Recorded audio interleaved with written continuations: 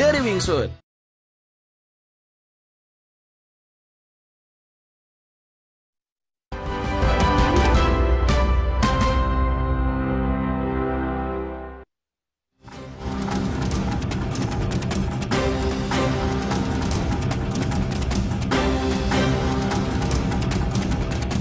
Dan tinta tanda tangan milik dekan dan rektor, maka antara bukti dan pembanding adalah identik atau berasal dari satu produk yang sama.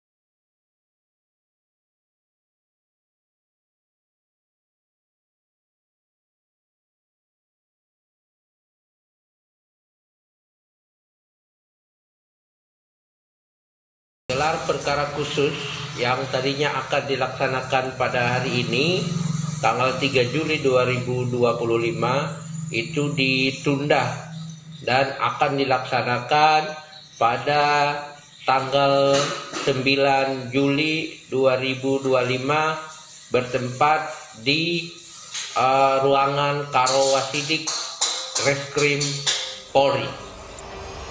Menurut Kepala Biro Penerangan Masyarakat Karopenmas Divisi Humas Polri, Brigjen Trunoyodo Wisno Andiko, gelar perkara khusus ditunda karena tim pembela ulama dan aktivis meminta penjadwalan ulang.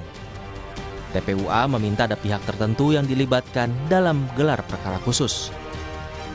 Seperti kami kutip dari Kompas.com, Brigjen Trunoyodo bilang, dalam hal ini TPUA tanggal 2 Juli kemarin 2025 membuat surat perihal permohonan nama-nama untuk dilibatkan dalam gelar perkara khusus yang memohon penjadwalan ulang gelar perkara khusus sampai mereka mendapatkan kepastian atas nama-nama yang dilibatkan dalam proses gelar perkara khusus dimaksud.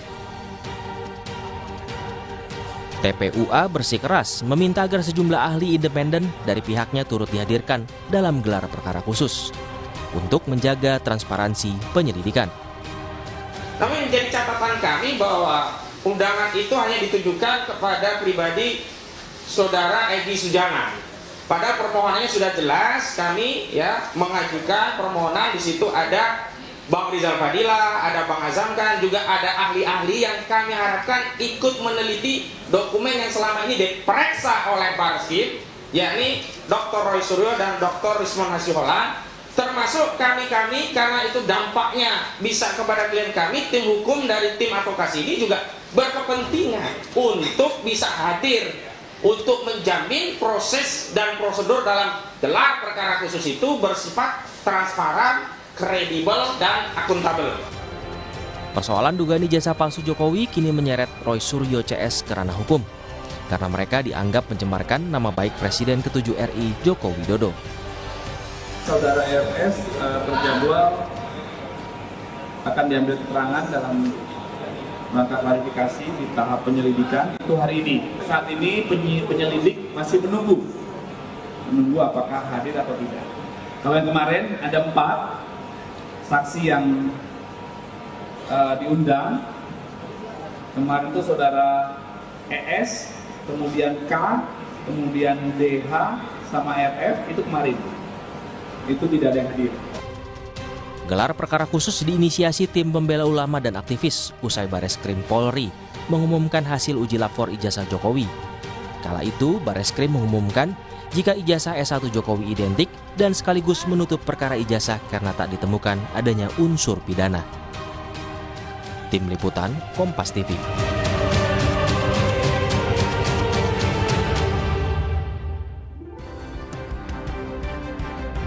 Masih di Sapa Indonesia Malam bersama saya, Friska Karisa. Polisi menunda gelar perkara khusus kasus ijazah Presiden ke-7 RI Joko Widodo. Alasannya, tim pembela aktivis ulama meminta ada pihak-pihak tertentu yang dilibatkan dalam gelar perkara khusus.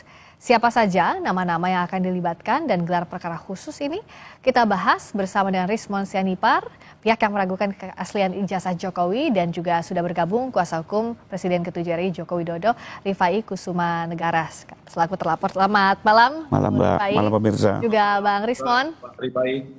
Malam Bang Rismon.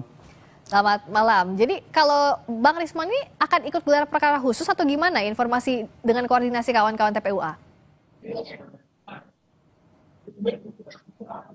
Iya Mbak, masalah gelar perkara khusus ini diundur juga kami masih bingung ya, karena pemberitahuannya sangat mendadak. Kalau tidak salah lewat WA dari seorang penyidik yang menyidik Pak Rizal Padilla, ya. Jadi meminta diundur ya dari Bareskrim menjadi tanggal 9 Juli hari Rabu kalau nggak salah 9 Juli 2025. Alasannya juga kami belum tahu alasan tepatnya. Oleh karena itu tadi pagi Pak Rizal Padilla mendapatkan surat resmi tentang pengunduran gelar perkara khusus, namun tidak ada alasan eksplisit pada surat tersebut. Oleh karena itu tadi pagi saya datang bersama dengan wartawan Sentana, Pak Mikael Sinaga dan Pak Janes Siahaan untuk mendapatkan informasi resmi dari Divisi Humas Polri. Tetapi ternyata setelah kami menunggu 2 jam di sana, bahwa apa yang kami dapatkan adalah tidak ada dari pejabat tersebut yang memiliki informasi dari Bareskrim mengapa alasan pengunduran tersebut dilakukan, begitu Mbak. Oke, tapi nextnya Bang Rismon akan datang. Sudah dapat surat panggilan setelah penundaan ini, artinya pekan depan akan datang ke Bareskrim. Mengenai di Polda Metro Jaya, Mbak. Oh, di Polda Metro Jaya belum ada panggilan lagi? Polda Metro Jaya kemarin harusnya kami dimintai diundang klarifikasi, tetapi berdasarkan advice ya, nasihat dari tim hukum kami, untuk sementara kami tidak datang dulu. Tetapi kalau untuk gelar perkara khusus, karena itu sangat penting bagi kami untuk mengetahui berkas-berkas apa yang dilakukan forensik, ya, uji forensik, dan bagaimana parameter keluarannya, ya. Jadi kami sangat berkepentingan untuk menghadiri gelar perkara khusus di Mabes Polri di Bareskrim tanggal 9 Juli 2025 nanti. Oke, gitu, jadi Mbak. 9 Juli pasti akan datang ya untuk gelar perkara khusus karena punya kepentingan yang ditegaskan itu, Bung Rismon. Nah, saya ke Bung Rifai. Dengan gelar perkara khusus ini pihak Anda melihat urgensinya sejauh mana untuk kembali menguji ijazah Pak Jokowi yang sudah ditetapkan juga oleh Puslapor bahwa itu asli? Ya. Atau identik ya bahasa? Pertama, kami dari tim penasihat hukum Pak Jokowi sejak awal melihat tidak ada urgensi yang melakukan gelar perkara khusus. Kenapa? Kenapa? Karena dari evidence yang sudah diperoleh dalam penyelidikan ini, baik pernyataan UGM ya, sebagai lembaga penerbit dan juga hasil Puslapor itu tidak bisa dibantah. Belum ada bukti kuat yang bisa membantah itu. 2 dari evidence. Pertama pernyataan dari penerbit ijazah. Karena ini memang putusan MK maupun sistem perundang-undangan Sistiknas menyatakan pihak yang bisa mengeluarkan ijazah termasuk juga menyatakan kelulusan hanyalah Kepersatuan Pendidikan, dalam hal ini UGM. Ya. Lalu kedua, Puslapor juga dengan seluruh ahlinya sudah melakukan uji analog dan hasilnya adalah identik. 2 dari evidence ini belum bisa dipatahkan. Ya. Sehingga menurut kami memang hasil di final dan tidak perlu lagi dilakukan gelar perkara khusus. Bahwa misalnya selama ini pelapor komplain ingin melihat langsung bukti-bukti yang diperoleh, monggo-monggo saja. Menurut saya penyidik juga harus transparan ya. Tapi saya pikir kan tidak perlu dengan gelar perkara khusus. Cukup dipanggil, ini alat bukti kami, perlihatkan ya. Kami pun sering dalam posisi pelapor, biasanya cukup dipanggil oleh penyidik, diperlihatkan, selesai. Nah, sementara kalau gelar perkara khusus judulnya berbeda. Kenapa? Ya, di Perkara Polri itu gelar perkara khusus itu adalah untuk menguji adanya keberatan ya, dari pelapor dalam hal penyelidikan dihentikan. Sementara kami melihat belum ada dasar untuk itu gitu ya.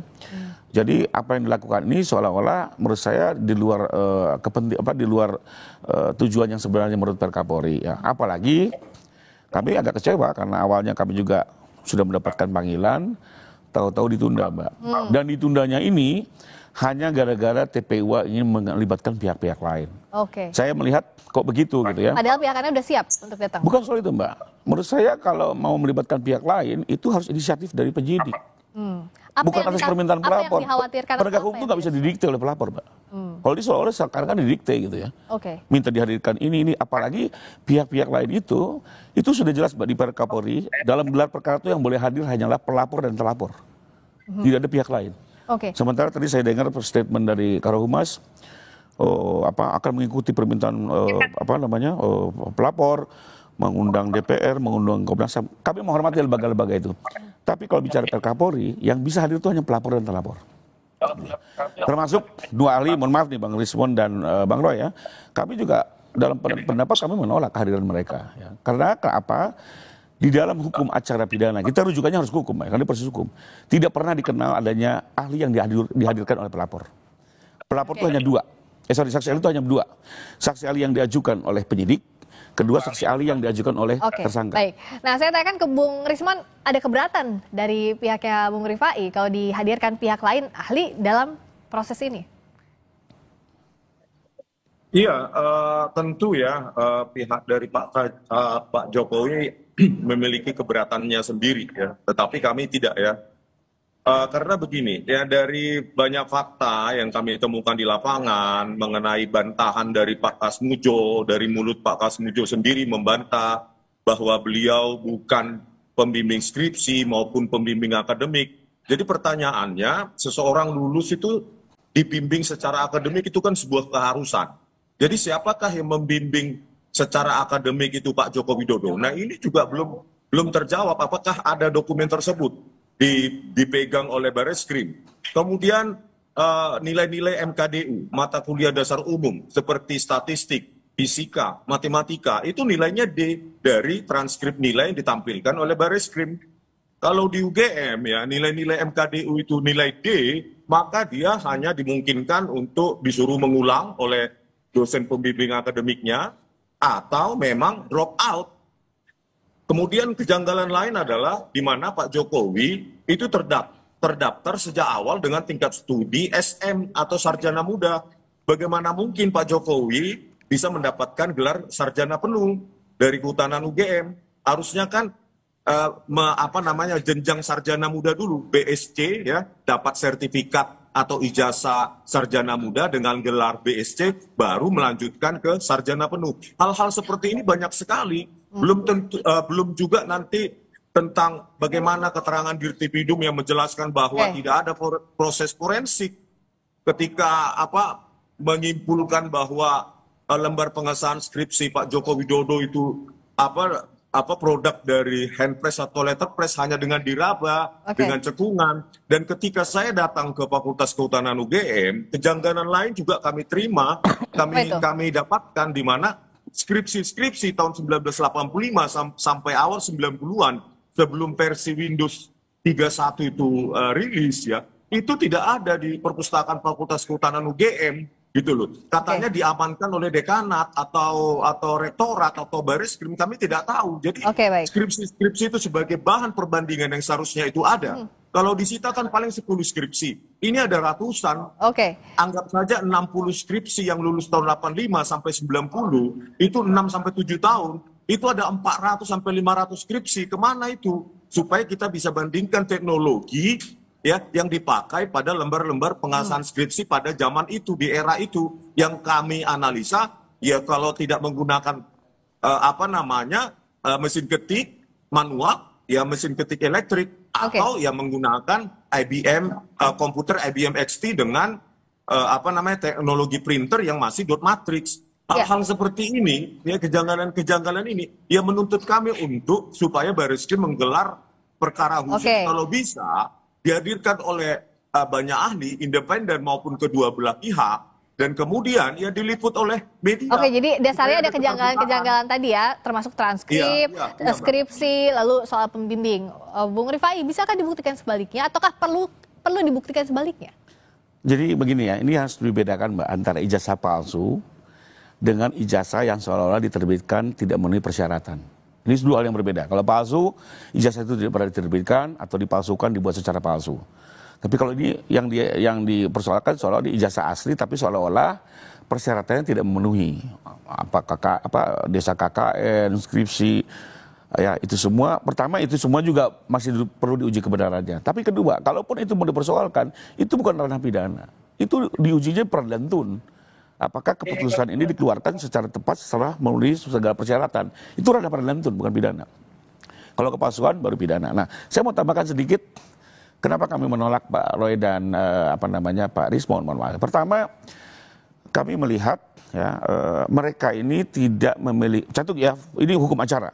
Boleh tanya semua penegak hukum, jaksa, hakim atau polisi sekalipun ya. Di dalam KUHP itu hanya dikenal ahli yang dihadirkan oleh penyidik sendiri, kedua ahli yang dihadirkan oleh tersangka. Ya, pelapor itu tidak ada ruangnya untuk bisa membawa ahli sendiri ujung-ujung ke dalam sebuah forum penyidikan. Itu sudah hukumnya seperti itu. Jadi menjadi lucu ya. Ada pelapor membawa ahli. Satu, kedua, kami melihat, mohon maaf, kedua orang ini juga tidak memiliki kompetensi untuk melakukan forensik analog. Ya. Karena lagi-lagi ijazah ini adalah analog. Ya. Kalau ahli forensik yang betul-betul menguasai tentang pengujian forensik dengan ilmu yang konvensional, masih mungkin. Mereka kan mengklaim diri seolah-olah lebih ke digital. Ya sekalipun juga kami masih menyaksikan ya apakah misalnya Pak Roy itu betul-betul memiliki kemampuan di situ karena pendidikannya juga tidak linear ya. Pak Rismon juga, ya mohon maaf Pak, masih dipersoalkan tentang S2, S3-nya ya. Tapi terlepas dari itu kami melihat objek ini analog loh. Jadi kalau mau didatangkan analog pasti logis ya. Ketiga, kami melihat dua hal ini selama ini sudah terlihat semua orang tahu ya, sudah memberikan pendapat-pendapat yang subjektif ya, bahkan agak sedikit berbau politis gitu ya. Ada kata mau mengasingkan Pak Jokowi lah gitu ya. Menurut kami sudah terlalu jauh gitu. Sementara ahli itu di dalam KUHP. Ya, di dalam KUHP aturan mainnya dia harus independen, tidak memiliki kepentingan dan sebatas menilai objek. Ya, jadi sekali lagi kami sih dalam sikap kami menolak kehadiran dua ahli, termasuk lembaga-lembaga lain ini kalau dihadirkan kami sepanjang itu inisiatif Polri. Tapi kalau seolah didikte oleh TPU kami keberatan. Nah jadi kan berikutnya, kalau secara teknisnya tadi masing-masing Bung Rifai maupun Bung Rismon punya pendapat masing-masing, nggak mungkin sejalan dong. Itulah nanti yang akan diuji di depan penyidik. Tapi untuk gelar perkara khusus pekan depan, tadi Bung Rifai bilang bahwa menolak kehadiran ahli, termasuk Bung Rismon, Bung Roy CS. Nah, apa tanggapan Anda? Apakah Anda tetap akan hadir dan merasa punya standing point untuk hadir pada gelar perkara khusus nanti, Bung Rismon? Sebenarnya kan dalam tanda kutip kegaduhan ini seperti saya katakan ini kan berawal dari Pak Jokowi sendiri yang tidak mau menunjukkan. Ya ini kan satu-satunya presiden atau mantan presiden di dunia ya dengan alasan apapun ya itu tidak mau menunjukkan ijazahnya gitu loh. Padahal beliau sekarang sudah dapat pensiun 30 juta, dapat Alphard, dapat rumah dan tanah 12.000 meter dari rakyat. Ya sudah tunjukkan saja. Kalau Pak Rifai ya mempertanyakan ijazah kami, ya ayo kita ke Solo bersama-sama dengan Pak Jokowi. Saya nggak presiden, berani saya tunjukkan mulai dari SD sampai seterusnya, gitu loh. Saya nggak presiden, ayo presiden berani menunjukkan yang sesungguhnya. Tidak usah bertele-tele, ayo tunjukkan gitu loh Pak Rifai. Ya Anda sebagai pengacara harusnya ya kalau bisa memberikan advice, ya ayo Pak tunjukkan. Begitu. Ayo sama-sama dengan mereka. Saya akan datang ke Solo ke rumah Pak Jokowi bersama-sama. Begitu. Bung Rifai, jawab. Ya, kembali lagi, kalau buat kami ini statement politis yang seperti ini ya. Karena kalau kami kacamata hukum, Bang Rismon, saya profesional. Semua kajian-kajian kami secara hukum. Seperti tadi, kami menolak kehadiran Anda karena bicara hukum acara seperti itu. Nothing personal ya. Nah, bahwa soal kompetensinya apakah Bang Rismon dan Pak Roy ini memang menguasai forensik analog, konvensional, saya yakin juga kedua ini menyatakan tidak gitu. Jadi kembali lagi, soal menunjukkan tidak menunjukkan ijazah, pendapat kami tetap kami mendasarkan pada Undang-Undang Perlindungan Data Pribadi, ya, karena ini merupakan hasil evaluasi intelektual. Kedua, kepada Undang-Undang Keterbukaan Informasi Publik, pasal 17 dan 19, sehingga kami dalam pendapat tidak perlu menunjukkan kepada orang-orang yang tidak memiliki urgensi, namun dalam proses hukum kami siap menunjukkan kepada siapapun, baik tentunya penegak hukum ya, polisi, jaksa, ataupun hakim. Jadi ini bukan soal kita seperti anak kecil, ayo tunjukkan, nggak begitu ya. Ini saya duduknya adalah murni yuridis. Karena menurut kami kalau sudah gonjang-ganjing seperti ini, cara penyelesaian adalah dengan cara hukum, karena kita negara hukum. Oke. Biar jelas, ada kepastian, Mbak. Oke, ada kepastian hukum, tapi episodenya nampaknya masih panjang, baik itu di Barreskrim Polri maupun di Polda Metro Jaya. Kita tunggu yang paling dekat gelar perkara khusus pada pekan depan 9 Juli mendatang. Siapa-siapa saja yang akan hadir dan akan seperti apa nanti jalannya penyajian pembuktian di sana. Terima kasih Bung Rizwan Siani, terima kasih juga sama-sama, makasih Bang Rizwan hadir. Selamat malam. Berikutnya, saudara kami kembali dengan sorotan lainnya. DPR belum memproses surat usulan pemakzulan Wapres Gibran Rakabuming Raka. Apa penyebabnya? Ulasannya usai jeda berikut ini bersama rekan saya Raditya Putro di Sapa Indonesia Malam.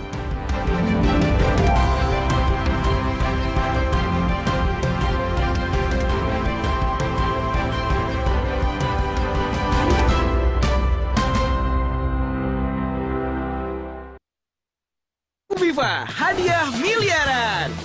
Cek tutup botolnya. Ada uang tunai, handphone, emas, sampai mobil. Cek tutup botol Aku Viva sekarang.